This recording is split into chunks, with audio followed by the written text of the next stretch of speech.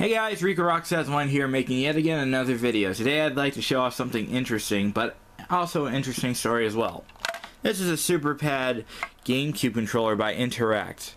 Now, you may confuse this with a normal Nintendo GameCube controller if you look at a far distance. In fact, let me grab my original GameCube controller just to show you just what one looks like. And it's actually a bit bigger. Now, you may be asking, why does my GameCube controller have white buttons and such? Well, I actually took this from my broken Wavebird controller, the one I tried to repair but failed miserably. But I will do a review of the Wavebird. I have a new Wavebird, so I will review that in a separate video in case anyone's wondering. The only button I couldn't change was the start button because it was a bit longer and it stuck out and it felt awkward. So yeah, anyway, today we're going to take a look at the Super Pad controller by Interact, the GameCube controller. So, well, I can tell you, it's actually quite comfortable. It may look weird, but trust me, once you get used to it, it's not that bad. At the top left, you have your analog stick. Don't ask why this is here. When I got it, it was like that. And to be honest, it feels pretty good in the hands.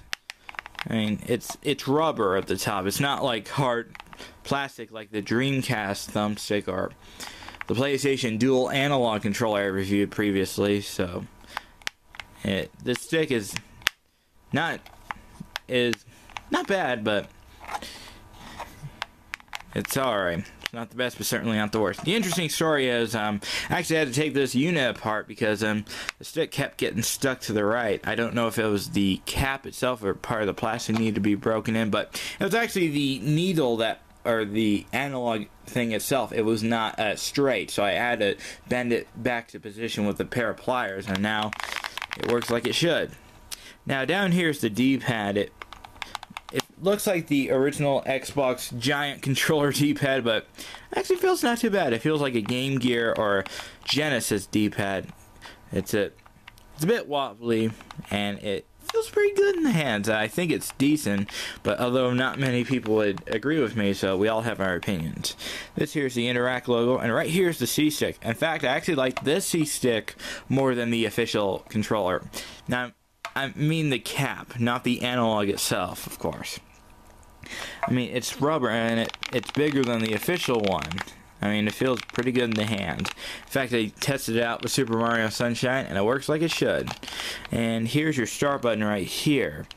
The rumble function, which is off or on, which is understandable. Some people may not like this controller vibrating, since there may be a few games that don't have an option whether to turn off the rumble. I can understand that. And right here are your face buttons. Oh, it says Super Pad right here. Here, they feel pretty good in the hands. This one's shaped like the prototype GameCube controller, except the prototype, this one is blue and this one's green. But they feel pretty good in the hands. They feel like official Nintendo buttons. They're not too cheap. I feel some controllers and they feel cheap, like the Mad Catz controller, which I no longer have. I used to have one, but I got rid of it.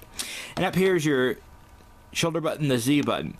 Another funny story. I actually had to open this up and bend it into position because it was bent because I had to press Z hard originally to get it to register, but now it works just fine. So I thought it was the contact on it that was bad, but it was actually someone actually either drenched this to the wall or something and it bent a little. And right here are your shoulder buttons at the back. They look weird, but trust me, you're not noticing that they actually feel pretty good. They do have the click function like an official GameCube controller, and they feel pretty good in the hands. And it's passed the QC test, and information on the back, if it could autofocus, it says Super Pad number 12500708Z0, made in China, interactaccessories.com. And it says the device, yada yada yada. And this is held in by 7 screws. If you need to take it apart, it just uses a standard Phillips screwdriver. It does not use a tri-link screwdriver like the official controller. So, if you had sticky buttons as such, you can take this apart and have no problems. And let's take a look at the length of the cord. I'm stepping on the cord, that's not bad. And this is your plug that goes into the GameCube. It fits in nice and snug. It doesn't, like, you don't have to force it in like some other controllers. Like most newer N64 controllers, you have to give a little force to put it in, which is kind of unfortunate, but what can you expect? So, if I were to rate this controller on 1 to 5, I give it a 5 out of 5. I have no complaints with it. I haven't ran into any issues with the buttons and such. So, if you can't go for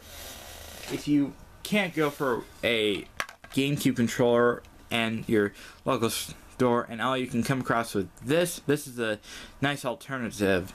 However, there are other GameCube controllers out there. There's the GameStop Turbo controller that I unboxed in a video. I should review that sometime and give you my thoughts.